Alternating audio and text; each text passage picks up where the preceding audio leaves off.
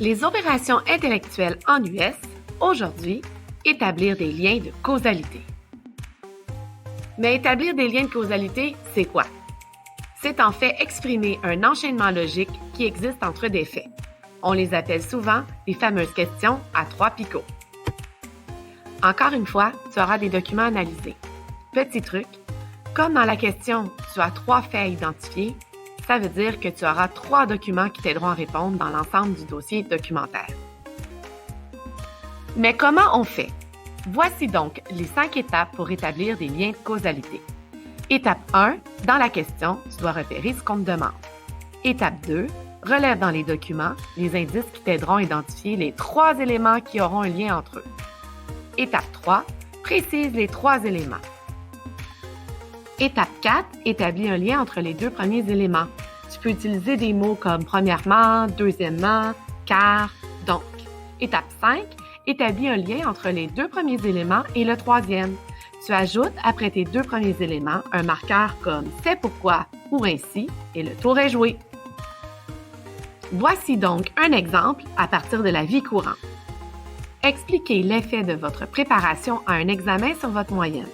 Répondez à la question en précisant les éléments ci-dessous et en les liant entre eux. L'étape 1, qu'est-ce qu'on te demande?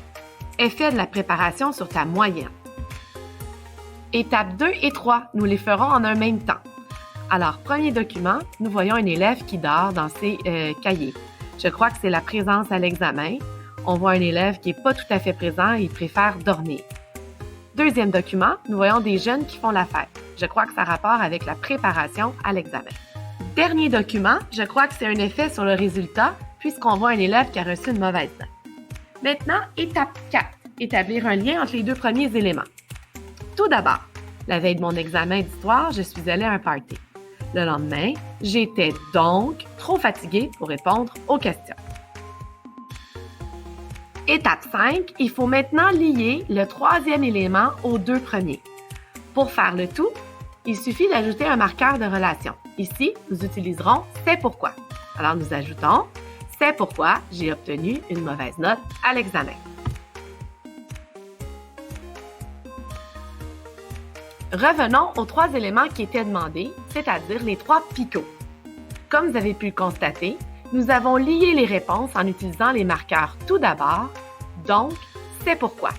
À chaque fois que tu as à établir un lien de causalité, utilise des marqueurs comme ceux-ci et tu auras la bonne réponse. Voilà, c'était l'opération intellectuelle, établir des liens de causalité.